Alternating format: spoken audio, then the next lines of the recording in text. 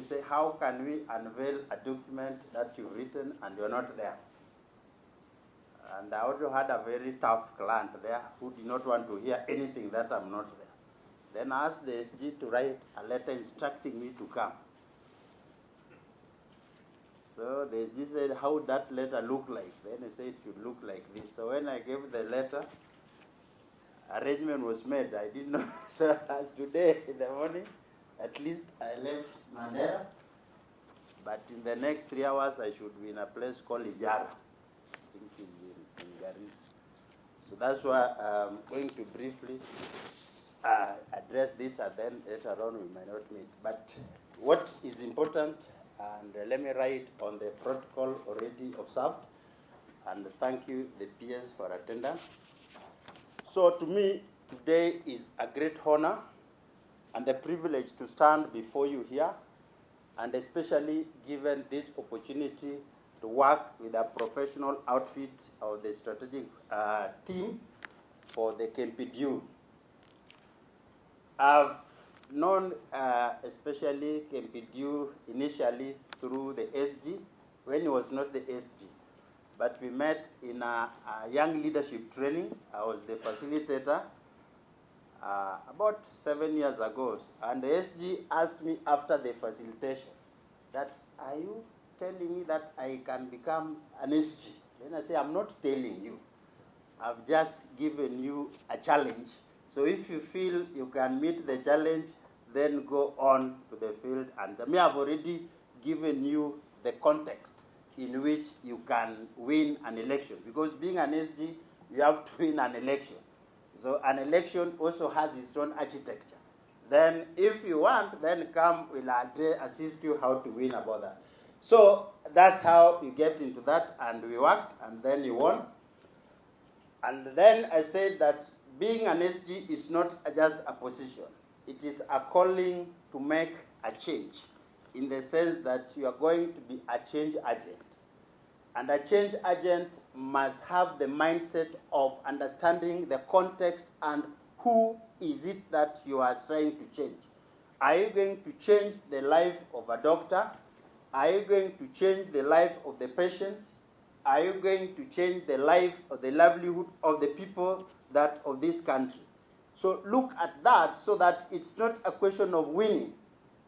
The moment you win an election is now you have the trouble. How will you deliver on the changes? So that's the challenge that we addressed around it. So today's event is not just of unveiling a document, it is the birth of a collective vision, a roadmap that has been chartered by the doctors, because I remember when we were writing this strategic plan, it was tough going through sampled counties in the 10 branches of the union. We went to Eldoret and then to Kakamega, Kisumu, Kisii, Bomet, Nakuru, Mombasa, Kilifi, and Garissa, and I can see my friend Daktari around there. And you know the life of doctors, because strategic plan having meetings requires time. And one of the people who don't have time are the doctors, because either they're in the clinics, in the theaters, or resting. So we were sometimes just going to wait for them to finish the theater. Then, so they were wondering, who is this guy? You go to Garissa and said, no, let him finish. Tutaongea na yeye tukimaliza. Then we were saying, well, this union must be serious. That they've sent somebody there, this guy wants to meet even at night. So that created that strategic passion, and you could see the passion that at least they want the union to be different from how it was, and the kind of the vision. And they give you the passion that this is not a union for people just to go and get positions. It's a union for sacrifice, it's a union for a calling, and it's a union to make a difference in the lives of the people who they want to touch. And therefore, I was privileged to work with such a kind of a team and produce a document that is able to unveil and address those agendas. And that process, we remember some of the team members that have been included here. Dr. Kaura was in South Africa, Dr. Mercy was in the US. So we were able to have a lot of meetings, but I found in trying to map up and struggle to try to do a strategic analysis on how the union has been the history, and then try to place in the current context and drive the strategic vision on how the union should move ahead of that. So for our call of action was that the union today has developed certain aspects on that will drive that strategic agenda and is based on 6 pillars. The 6 pillars should bring a collective action on how we drive that. One of the pillars, of course, has been mentioned there, that how do we get members? That is membership. And the membership, one of the key challenges is that how do we bring the private sector doctors in the union? And by the time we are going to the ground, they are saying, but you guys want to join the union. And our context do not fit into the context of the public sector doctors. Because one of the things the private sector fear that you guys are very disruptive. What we don't want is the strike. Then we promise about it. You are the one pushing the union to strike. Unions are not born to strike. If you don't comply, if the working conditions do not comply to what the doctor should get, that's why you are the one inviting them to the strike. Just create the working environment and make the work better, then they'll not strike. So we have that. Then the next one is how do we develop a collective bargaining and a collective power? Because the union is based on power. The power is based on having members and the numbers that work, not just figurative numbers. It's the numbers that will make a difference and work so that at least the voice talked by the doctors are heard, the voice of the patients are heard, and the voice of the public is also heard. So how do you mobilize these collective powers around that? Then we have agenda pillar 3, that the union education, leadership, and the political development. So part of the capacity the chairman talked about here, we have got 3 capacities that should be sustainable in that union. One, the financial is just part of the financial sustainability. One of the key sustainability, what's called system sustainability, is the union having systems that drive the agenda of the union.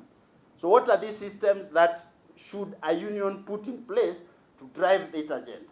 And then the third one is that human capacity system. Do we understand what the SDR talk about there? Do you understand the labor issues, the context of the labor? Do you understand the health sector reforms currently taking place in the country? What is the point of convergence on how the health sector reforms working and how is the union coming to drive that agenda?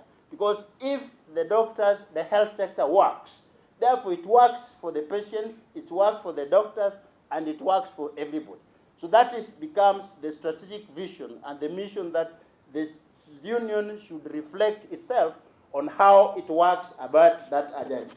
Then the fourth is in terms of how do we invest in research, how do we invest in the policy, and then how do we develop an advocacy agenda that will drive that.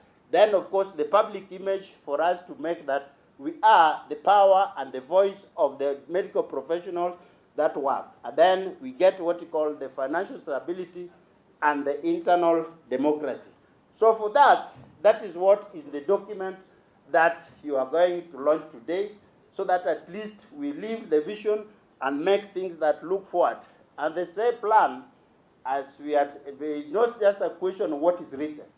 Normally what we say that for the strategy work, there are 4 things. You should understand what strategy is. You should understand how to develop it. You should understand how to implement it. And above all, how to evaluate and report on that strategy.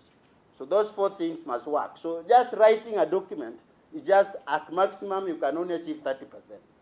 But the key thing is how shall we implement and what we implemented. How do we showcase that something worked, something did not work, and how do we reflect on the difference. So for those few remarks, thank you very much for the opportunity.